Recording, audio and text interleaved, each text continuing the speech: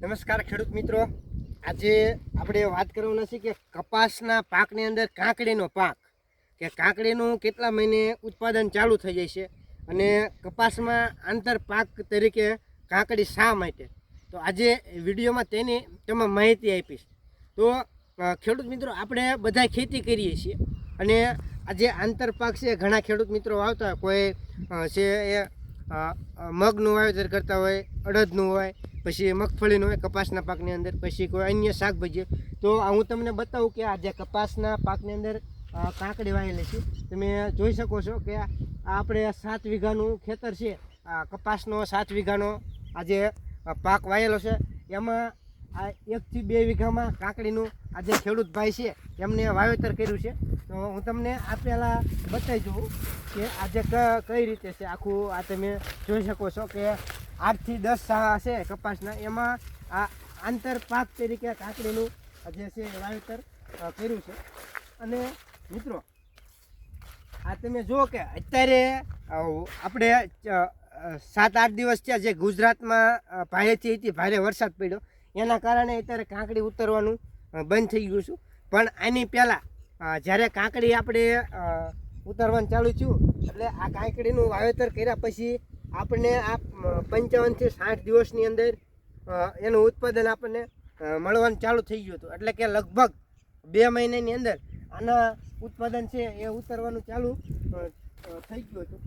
તો મિત્રો, જ્યારે આપણે કોઈ પણ આંતરપાક હોય ત્યારે જે વાવેતર હોય એટલે એનું થોડુંક ઉત્પાદન ઓછું મળે છે, એ ચોક્કસ વાત છે. કારણ કે આપણે જો ડાયરેક્ટ નકરો કાકડીનો પાક હોય, શાકભાજીનો પાક કાકડીમાં આવે છે, એ નકરો પાક હોય તો એનું ઉત્પાદન છે આપણને પૂરેપૂરું મળતું હોય છે ઉત્પાદન. પણ આ કપાસની અંદર જ્યારે હોય એટલે આપણે જોકે આંતરખેડ કરતા હોય છે. આ તમે જોઈ શકો છો કે અહીંયા આપણે આ અત્યારે આંકેલું છે હાથી.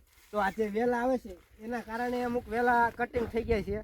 કારણ કે જો કપાસમાં આપણે આંતરખેડ ન કરવી તો આનું જે ખડ છે એ બધું થાય અને કપાસમાં પણ નુકસાન થતું હોય છે. એટલે આંતરખેડ કોઈ પણ પાકમાં જરૂરી હોય છે. પણ જ્યારે આ વેલાવાળા શાકભાજી આવે છે તેમાં એ ફૂલ પથરાઈ જાય છે, એટલે કે આખા જે ખોડા હોય છે એમાં આમ પથરાઈ જાય છે, ત્યારે એમાં આંતરખેડ કરવાની નથી હોતી. તો એ આપણને ઉત્પાદન છે એ પૂરેપૂરું મળી શકે છે. પણ આ તમે જુઓ કે આ આપણે હાંકી હાંકેલું છે એમાં વેલા છે એ કટિંગ થઈ ગયા છે, એટલે કે કપાઈ ગયા છે હાંકીમાં. જો હવે આમાં પાળા પણ ચડાવવા પડશે, એટલે તો આ વેલા છે એ બધા ઓલા થઈ જાય છે. પણ આ એક વાત એ હું કરતો હતો કે જ્યારે આ જે ખેડૂત ભાઈએ કાકડીનું વાવેતર કર્યું તો માત્ર આમાં 400 થી 500 રૂપિયાનું આ બિયારણ લઈ અને એનું વાવેતર છે એ કર્યું હતું. અને આ તમે જુઓ કે આ ટપક છે, તમને હું બતાવું. જે ટપકમાં છે જો આ કપાસ છે અને કાકડી છે, થોડી જગ્યા રાખી અને વેલા વાયેલા હતા.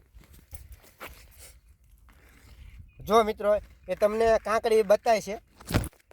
તો જો આ હું તમને જો આવી મિત્રો કાકડી ચાલુ ઉતરવાની ચાલુ હોય ત્યાં આવી રીતે તમે આ જોઈ શકો છો. જો આ થોડુંક વળી ગયું, પણ હું તમને બતાવું કે અત્યારે કાકડી આ ઓછી ઉતરે છે.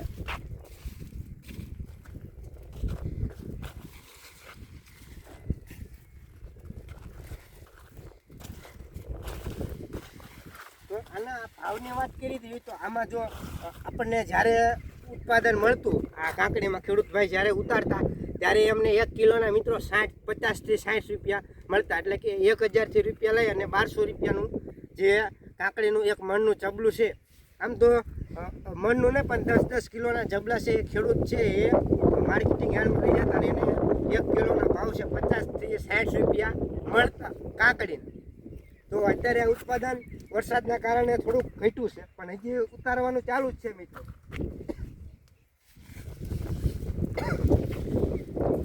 તો આ ખેડૂત મિત્રો, આ તમે વેલા જોઈ શકો છો. તો આ જો આ કાકડી બેહવાનું ચાલુ પણ છે. જો તમે જો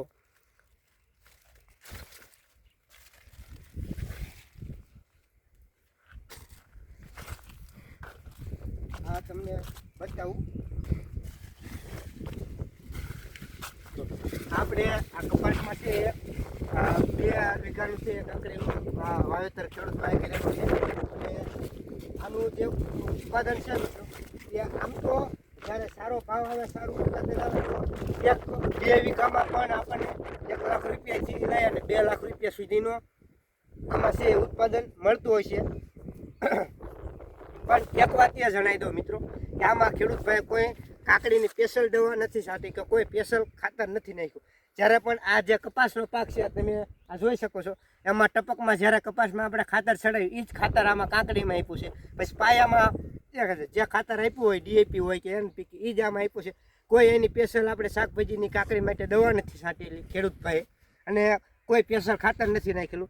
માત્ર એમ નામ આંતરપાક તરીકે આ કાકડીનો પાક છે. જે કપાસમાં માવજત થાય છે એ જ એની જે ખાતર છે દવા છે એ જ એની માવજત થાય છે, બીજી કોઈ નથી. અને બીજું ખાસ વાત તો આમાં જ્યારે કપાસ આપણે નિંદામણ 1 થી 2 વખત કરેલું છે ત્યારે પણ કાકડીમાં પણ નિંદામણ કરેલું હતું. તો આ તમને બતાવો મિત્રો, જો વેલા છે એ વરસાદના કારણે આ સુકાઈ ગયા છે જુઓ.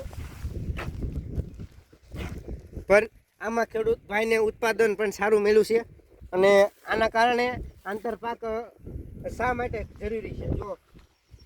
તો આ જે કાકડી છે એ ગઢી થઈ ગઈ જો અને આ પછી આ બગાડવા માંડે જુઓ મિત્રો.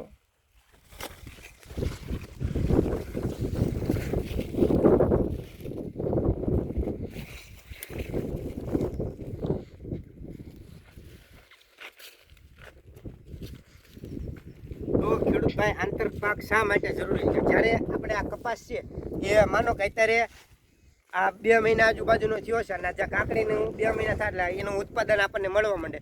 તો જ્યારે આર્થિક પરિસ્થિતિ આપણી સુધારો થાય એના માટે કે કપાસના ઉત્પાદન પહેલાં આપણે આ શાકભાજીનો પાક કાકડી છે એનું ઉત્પાદન લઈ અને એક સારી એવી આપણે આવક મેળવી શકીએ છીએ. આમાં બીજો કોઈ ખર્ચો નથી કે આ વગર ખર્ચે કાકડી ન થાય. તમે આ જુઓ કાકડી.